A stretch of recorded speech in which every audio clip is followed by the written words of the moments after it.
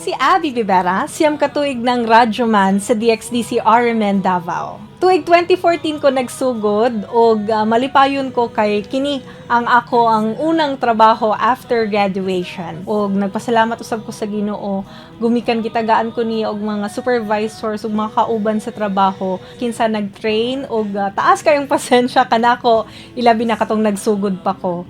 Thankful usab ko sa oportunidad nga gihatag kanako sa management, labi na sa programang Tambagi Kubi, o kaninyo mga kasama nga kanunay nga nagasuporta og nagapaminaw sa inyohang mga radyo ingon man sa pag-follow sa among mga social media accounts.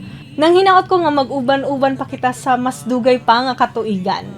God bless ka natong tanan. Happy 63rd anniversary mga kasama! Tatak! RMN! RMN